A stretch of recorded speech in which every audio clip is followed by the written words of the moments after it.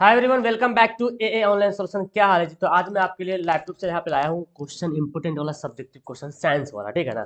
तो हम आपको यहाँ पे समझाएंगे साइंस का इंपोर्टेंट सब्जेक्टिव क्वेश्चन, जो कि एज ए तुम गेस के रूप में इसको मान सकते हो, क्योंकि बहुत ही ज़्यादा इंपॉर्टेंट है। मैं जितनी सारे वीडियो डाला हूँ वो सब के सब VVI सब्जेक्टिव है। मतलब क्या होता है, मतलब ऐसे ही आयरा गैरा कोई क्वेश्चन नहीं, बहुत इंपॉर्टेंट सवाल है। अगर आपको याद नहीं है तो इसको नोट कीजिए। और मैं आपको एक सजेस्ट करना चाहता हूँ प्यारे, कि अगर आपको सब्जेक्टिव याद करना है ना, तो आप वीडियो देख करके उसको नोट कीजिए, अपने कॉपी पे लिखिए, है ना। लिखिए कॉपी पे लिखिए कलम से। और जब लिखिएगा ना, तो यार कम से कम 50% तो दिमाग में बातें आएंगी समझ में। उसके बाद 2-3 बार पढ़िएगा तो सब बातें समझ में आ जाएगी। इसलिए लिखने की कोशिश बहुत ज्यादा कीजिए, और सब्जेक्टिव खास करके। मैं बार बार बोल रहा हूँ, सब्जेक्टिव जरूर लिखना। ओके, चलिए शुरू करते हैं। उम्मीद करता हूँ कि आप लोग सभी सवाल को अगर याद होगा तो अच्छी बात है, कमेंट करना। और लास्ट में एक होमवर्क भी देने वाला हूँ। ओके, और फिर जो याद नहीं है उसको लिख लेना कॉपी में, ठीक है। अब कमेंट करके बताना भी ये सब यूज करते हो, तो डिस्क्रिप्शन में लिंक दिया हुआ है। नेक्स्ट पढ़ते सवाल। हमारा पहला सवाल है, उत्कृष्ट गैसों को अलग समूह में क्यों रखा गया है? उत्कृष्ट की जगह पे निष्क्रिय गैस ही बोला जा सकता है सवाल में। उत्कृष्ट की जगह पे निष्क्रिय गैस ही बोल सकता है, ठीक है ना। तो उसके उत्कृष्ट गैसों को अलग समूह में क्यों रखा गया है? देखिए, निष्क्रिय गैसीय या तो उसकी उत्कृष्ट गैस भी बोल सकते हैं यहाँ पे, कि परिवार के सदस्यों को शून्य वर्ग में रखा गया है ना। वास्तव में ये सभी सदस्य जीरो संयोजकता प्रदर्शित करते हैं। मतलब जो उत्कृष्ट गैस होता है ना, उसको शून्य वर्ग में रखा गया है। बोला ना, अलग समूह में क्यों रखा गया है? इसलिए क्योंकि वो शून्य वर्ग में है। और इसलिए है क्योंकि उसकी संयोजकता क्या है? उसकी संयोजकता जो है वो जीरो है। इसका अर्थ यह होता है कि ये अन्य तत्वों के संयोजित होने की प्रवृत्ति नहीं रखते हैं। देखो यहाँ पे आप इस लाइन को आप अपने मन से भी लिख सकते हो, नॉर्मल सा वर्ड में, कि अन्य तत्वों के साथ अभिक्रिया नहीं करती है, ऐसे ही बोल सकते हैं। मैंने यहाँ पे लिख दिया, ये अन्य तत्वों के साथ संयोजित करने की प्रवृत्ति नहीं रखते हैं। मतलब इसके अंदर क्षमता नहीं होता कि किसी और तत्व के साथ अभिक्रिया करे, रिएक्शन करे। यानी कि नाम ही है निष्क्रिय उत्कृष्ट, या तो इसको बोल सकते हैं अक्रिय, सब इसी के नाम बोलते हैं। या तो बोलेगा नोबल गैस, सब उसी के नाम, नोबेल गैस, अक्रिय गैस, उत्कृष्ट गैस, निष्क्रिय गैस, सब एक ही बात है। मतलब ये किसी से क्रिया नहीं करता है। इसमें खूबी है कि अन्य तत्वों के साथ क्रिया नहीं करते हैं। हीलियम की संयोजकता सेल, जो संयोजकता सेल, केवल एक ही सेल में 2 इलेक्ट्रॉन होते हैं। संयोजकता सेल बोलते हैं आखिरी वाला जो सेल होता है ना, उसी से आखिरी वाला ही सेल। तो जैसे कि 2 8 1 है, तो तीसरा सेल ही संयोजकता सेल कहलाएगा। और इसी को जो जितना त्यागेगा या जितना ग्रहण करेगा वही संयोजकता कहलाएगा। तो ये बोला गया हीलियम के जो संयोजकता सेल है ना, 2 इलेक्ट्रॉन है। और अन्य जितने सदस्य है, यानी कि इस परिवार में जो और सदस्य है उसमें 8 8 इलेक्ट्रॉन है। संयोजकता 8 संयोजकता इलेक्ट्रॉन की संख्या के बराबर होती है। तो अब जब संयोजकता 8 संयोजकता इलेक्ट्रॉन की बराबर होती है, तो ये शून्य वर्ग संयोजकता प्रदर्शित करते हैं। मतलब इसका जो संयोजकता क्या है? जीरो है। मतलब ये हुआ कि ये जो है ना, इसके आखिरी में 2 8 रहेगा, या 2 8 8 रहेगा, या तो 2 रहेगा। जो हीलियम के आखिर में 2 है, बाकी सब में 2 8 रहेगा, 2 8 8 रहेगा, 2 8 8 8 ऐसे रहेगा। तो आखिरी में 8 है या तो 2 है, तो ये किसी से रिएक्शन नहीं करेगा, इसलिए इसको अलग समूह में रख दिया गया है, ठीक है ना। तो आप इतनी सारी बातें लिख सकते हैं। आप, मैं बताता हूँ यहाँ पे जो सबसे ज्यादा इंपॉर्टेंट, ये यहाँ तक अगर आपने लाइन लिख दिया ना, यहाँ तक अगर आपने लाइन लिख दिया है, तो आपका समझो 90% कंप्लीट हो गया। बस थोड़ा सा और आपको लिख देना है, खत्म कहानी, ठीक है ना। चलिए, इंग्लिश में भी यहाँ पे दे दिया हूँ, इंग्लिश नोट डाउन करना, जो इंग्लिश वाले प्यारे स्क्रीन शॉट ले लेना, ठीक है। आगे सवाल है, संयोजी इलेक्ट्रॉन क्या है? और सोडियम परमाणु में स्थित संयोजी इलेक्ट्रॉन की संख्या लिखिए। देखिए, किसी तत्व के परमाणु के 72 कक्षा में उपस्थित इलेक्ट्रॉन को संयोजी इलेक्ट्रॉन कहते हैं। किसी तत्व के बाहरी कक्षा में जो जितना इलेक्ट्रॉन उपस्थित रहता है ना, किसी तत्व के जो बाहरी कक्षा में जितना इलेक्ट्रॉन उपस्थित रहता है, उसी को तो बोलते हैं संयोजी इलेक्ट्रॉन, है कि नहीं जी? उसी को बोलते हैं ना जी, उसी को बोलते हैं क्या? संयोजी इलेक्ट्रॉन बोलते हैं, यानी कि वैलेंस इलेक्ट्रॉन। अब देखिए, सोडियम का एग्जाम्पल पूछ रहा है, तो सोडियम का परमाणु द्रव्यमान 11 है। इसको संख्या भी लिख सकते हैं यहाँ पे, द्रव्यमान का संख्या बेहतर होगा, परमाणु संख्या, है ना, परमाणु संख्या, सॉरी द्रव्यमान है संख्या, परमाणु संख्या कितना है? 11 है। एटॉमिक नंबर 11 है। अतः इसके पहले कक्ष में 2 इलेक्ट्रॉन, दूसरे कक्ष में 8 तथा तीसरे कक्ष में, यानी कि तीसरे का मतलब अर्थात अंतिम कक्ष में 1 इलेक्ट्रॉन होते हैं। तो अब देखो, 2 है, 8 है, 1 है, तो अंतिम में कितना? 1 इलेक्ट्रॉन है। तो 1 इलेक्ट्रॉन, तो अंतिम में जितना इलेक्ट्रॉन होगा वही कहलाएगा क्या? सोडियम की संयोजी इलेक्ट्रॉन, ठीक है ना। तो अगर आपसे पूछा जाए तो क्या बोलिएगा? किसी तत्व के परमाणु के 72 कक्षा में, यानी कि बाहरी कक्षा में उपस्थित इलेक्ट्रॉन को संयोजी इलेक्ट्रॉन कहते हैं। एग्जाम्पल के रूप में बता दीजिएगा, सोडियम का परमाणु संख्या 11 होता है, पहले कक्ष में 2 इलेक्ट्रॉन, दूसरे कक्ष में 8 इलेक्ट्रॉन, तीसरे कक्ष में यानी कि आखिरी कक्ष में 1 इलेक्ट्रॉन होते हैं। अब आखिरी कक्ष में 1 इलेक्ट्रॉन है तो वही उसका कहा जाएगा संयोजी इलेक्ट्रॉन। आई थिंक ये सवाल आपको याद भी होगा। तो यहाँ पे एटॉमिक नंबर करना, मास नहीं नंबर, क्योंकि इसका मास तो कुछ अलग ही होता है, 22-23 के आसपास होता है, ठीक है ना। तो यहाँ पे मिस्टेक है, संख्या करेंगे, ठीक है।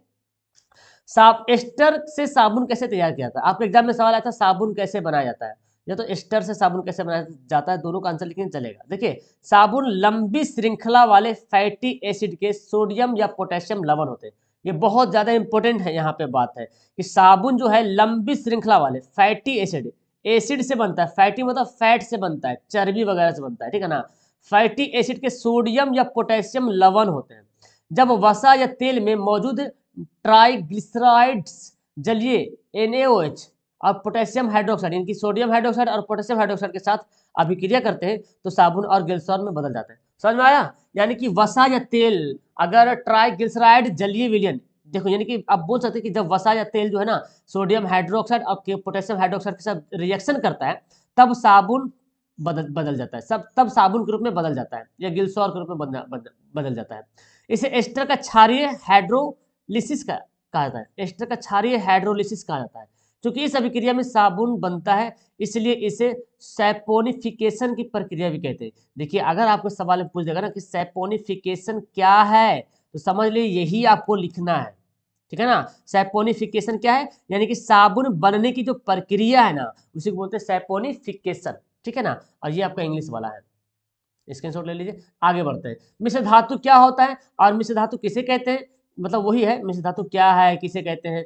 2 उदाहरण दीजिए, और उदाहरण तो मैं 4 दे दिया यहाँ पे। मिश्र धातु के 3 उपयोग बताइए। तो यहाँ पे उदाहरण मैं ज्यादा दे दिया हूँ, आपकी 2 पुस्तक एग्जाम में 2 ही लिखेगा। देखिए, 2 या अधिक धातुओं या अधातुओं, 2 या 2 से अधिक धातु या धातु, जब एक अधातु का समांगी मिश्रण क्या कहलाता है? मिश्र धातु कहलाता है। एक अधातु का समांगी मिश्रण मतलब कोई जरूरी नहीं कि धातु सब धातु ही हो, अगर एक आध अधातु भी आ जाएगा ना तो भी कहलाएगा मिश्र धातु, ठीक है। देखिए, जैसे पीतल या कॉपर और जिंक का मिश्र धातु है, या अधिक आघात वर्धनीय है, मतलब इसको समझ रहे हैं। और शुद्ध कॉपर से अधिक मजबूत होता है। जो कॉपर होता है ना वो कॉपर से ज्यादा स्ट्रॉन्ग पीतल होता है। जो कॉपर में जितनी पावर है, जब कॉपर और जिंक से मिलाकर बनाते पीतल तो पीतल कॉपर से भी ज्यादा मजबूत हो जाता है। पीतल को खाना पकाने के बर्तन को बनाने में क्या आता है? इसका उपयोग नॉर्मल सा है। इस्पात ये भी है मिश्र धातु। यह आयरन, क्रोमियम और निकिल के एक मिश्र धातु है, यानी कि आयरन से बनता है, क्रोमियम से बनता है और निकिल से बनता है। यह कठोर, मजबूत और सख्त होता है, बहुत कठोर भी होता है, लोहा से भी ज्यादा। आयरन देखो, इस्पात आयरन में थोड़ा सा डिफरेंट, आयरन सिर्फ आयरन है और इस्पात में लोहा भी है, क्रोमियम भी है और निकिल भी है। तो इतना बहुत ज्यादा मजबूत बनता है, आयरन से भी ज्यादा मजबूत होता है इस्पात, जिसको बोलते हैं स्टील। आप सुने ना स्टील, कितना हार्ड होता है स्टील वाला यार, है ना। लोहा से भी ज्यादा स्टील हार्ड होता है। इसमें जरा भी जंग नहीं लगता है। आजकल जो है ना गेट में, खिड़की में इसका यूज किया था, मैंने खुद भी यूज किया है, तो इसमें जंग वंग नहीं लगता है। कांसा, कॉपर और टिन का एक मिश्र धातु है। कांसा बहुत ही सख्त है और संक्षारण के प्रति अत्यधिक प्रतिरोधी, मतलब संक्षारण नहीं होता है इसमें, मतलब जंग वगैरह नहीं रखता है और बेकार नहीं होता है। संक्षारण मतलब वो नष्ट नहीं होता है। इसका उपयोग मूर्तियां वगैरह बनाने में किया था, अक्सर कांसा का उपयोग मूर्तियां वगैरह ताकि बहुत दिन तक टिके रहे, जंग वंग न लगे। रांगा भी एक है, या लेड और टिन का मिश्र धातु है। इसका गलनांक निम्न होता है। इसका उपयोग वैद्युत तारों का एक साथ वेल्डिंग करने के लिए किया था। तार को जोड़ने में जो वेल्डिंग करता है ना उसमें यूज करते हैं रांगा। तो ये आप 2 एग्जाम्पल 2 लिख दीजिएगा, ठीक है ना, पीतल और कांसा लिख दीजिएगा, चलेगा। चलिए आगे बढ़ते हैं। ये आपका इंग्लिश वाला है बाबू, नोट डाउन कर लेना इंग्लिश वाले जो बच्चे यहाँ पे होंगे तो स्क्रीनशॉट ले लेना।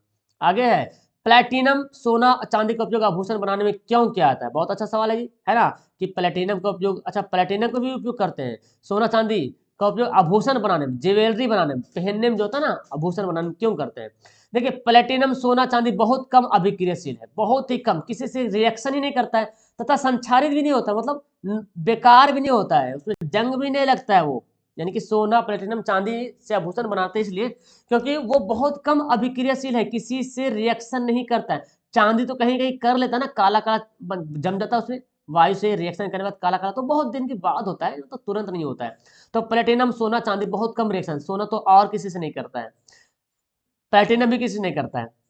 उनकी चमक भी तेज होती है। अब जब किसी से रिएक्शन नहीं करता तो चमकता भी तेज है। अब भाई जो चमकता है उसी को यूज करेगा ना पहनने में, ज्वेलरी वगैरह। यही कारण है कि इसका उपयोग आभूषण बनाने में किया जाता है। तो बड़ा नॉर्मल सा सिंपल सा ये सवाल था, है कि नहीं, याद हो गया होगा। जल की अनुपस्थिति में अम्लीय व्यवहार क्यों नहीं करते? देखिए, जल की अनुपस्थिति में जब जल नहीं रहता है तो अम्ल जो है अम्लीय व्यवहार क्यों नहीं करते? अम्ल, अगर अम्ल में हम जल नहीं मिलाएंगे तो वो अम्लीय टाइप का व्यवहार नहीं करेगा। और अम्लीय किसको बोलता है? जिसमें हाइड्रोजन आयन निकलता है उसको बोलते हैं अम्लीय। देखिए, अम्लों का अम्लीय व्यवहार हाइड्रोजन आयन के कारण होता है ना। अगर अम्लीय व्यवहार हो रहा मतलब हाइड्रोजन आयन के कारण हो रहा हो अम्लीय व्यवहार। अम्ल केवल जल में विलय होने पर ही हाइड्रोजन आयन उत्पन्न करते हैं। अगर अम्ल को जल में घोल देंगे, मिला देंगे, तब भी हाइड्रोजन आयन उत्पन्न कर सकता, नहीं तो नहीं करेगा। जल की अनुपस्थिति में अम्ल हाइड्रोजन आयनों का उत्पन्न नहीं करता। जब अम्ल में जल ही नहीं मिलाएंगे तो उसमें हाइड्रोजन आयन उत्पन्न नहीं होगा। और यही कारण है कि यह जो है अम्ल जो है अम्लीय व्यवहार नहीं करता है। क्लियर है, नॉर्मल सी बात है, क्योंकि हम जानते हैं कि अम्ल का अम्लीय व्यवहार हाइड्रोजन आयन के कारण ही होता है। जब अम्ल केवल जल में विलय होने पर ही हाइड्रोजन आयन उत्पन्न करता है। जब अम्ल में जल मिलाएंगे तभी हाइड्रोजन आयन निकलेगा। अब भाई सिंपल सी बात है, जब जल नहीं मिलाएंगे अम्ल में तो हाइड्रोजन आयन उत्पन्न ही नहीं होगा। जब उत्पन्न नहीं होगा तो अम्लीय व्यवहार भी नहीं करेगा। ठीक है, आखिरी सवाल यहाँ पे, संयोजी इलेक्ट्रॉन की अभिक्रिया किसे कहते हैं? संयोजन अभिक्रिया। जिस अभिक्रिया में दो या दो से अधिक तत्व या यौगिक आपस में संयोग करके एक नए यौगिक का निर्माण करते हैं, जिसका गुण मूल पदार्थ के गुणों से भिन्न होता है। यानी कि जब दो, देखो, कार्बन और ऑक्सीजन मिला तो क्या बना? कार्बन डाइऑक्साइड गैस बना। कार्बन और दो ऑक्सीजन, कार्बन ऑक्सीजन, ये दो क्या है? एक यौगिक है, ये तो तत्व है, मिलके नया चीज बना कार्बन डाइऑक्साइड गैस। मतलब मूल तत्व है, मतलब पहले जो तत्व है ना, ये मूल मतलब पहले वाला तत्व है।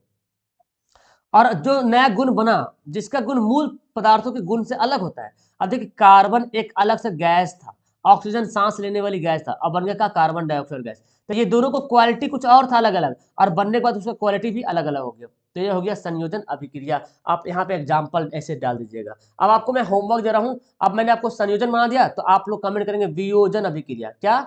वियोजन अभिक्रिया, वियोजन अभिक्रिया, अभिक्रिया यानी कि डिकम्पोजिशन। इसको भी डिकम्पोजिशन, डिकम्पोजिशन, डिकम्पोजिशन रिएक्शन। ठीक है, कमेंट करेंगे होमवर्क का आंसर एकदम हरा है। तो जो बच्चे होमवर्क का आंसर कमेंट करेंगे तो मैं समझूंगा कि रियली में आपने पूरी वीडियो वॉच किया है।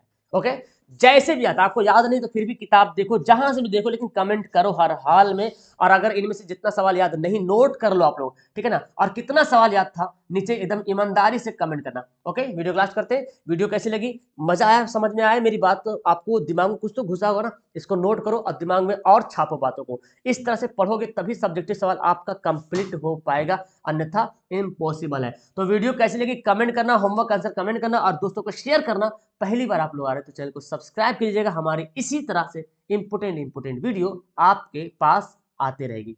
That's all. लेकिन हाँ, आपको एक बात बोलना चाहता हूँ, जो बच्चे वीडियो बात कर रहे हो, आप हमारे वेबसाइट पे आए, और वेबसाइट के आने के साथ जो भी वेबसाइट पे टेस्ट वगैरह होता है वो जरूर दीजिए। गूगल में सर्च कीजिए AA ऑनलाइन सोल्यूशन, है ना। अपने गूगल में, मोबाइल की जो आपके पास है, गूगल में सर्च कीजिएगा AA ऑनलाइन सोल्यूशन, और सर्च करने के बाद आपको कुछ इस तरह से इंटरफेस आपको देखने को मिल जाएगा।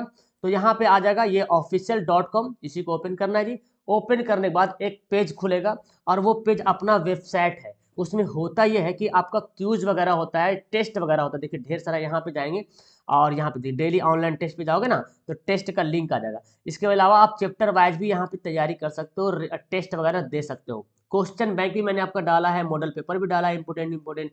तो टेस्ट पे क्लिक करोगे, यहाँ पे आपको एक पेज खुलेगा, और पेज खुलने के बाद यहाँ पे डेली टेस्ट जो होगा ना, लाइव टेस्ट लिखा रहेगा और डेट भी दिया रहेगा। और उसका इससे पहले जितना सारा टेस्ट हुआ देखिए इसमें पूरा भरा हुआ। जैसे मैं मैथ का एग्जांपल लेता हूँ, तो देखिए मैथ में कितना सारा टेस्ट है पहले का, दिख रहे देखिए कितना है, 33 टेस्ट है। किसी भी टेस्ट को सिलेक्ट करो, जाओ टेस्ट को, पढ़ने का बहुत अच्छा जरिया है। फ्री में, पैसा देने के बाद भी इतना टेस्ट आपको नहीं मिलने वाला, चैलेंज के साथ बता रहा हूँ। तो जाके वॉच करना, एक बार जरूर वेबसाइट ओपन करना और जरूर ट्राई करना, आपके लिए बहुत अच्छा रहेगा। 2 महीना 3 महीना का टाइम है, एकदम बेस्ट तरीके से तैयारी करो, और कमेंट करके बताना कि वीडियो कैसी लगी। Okay, bye.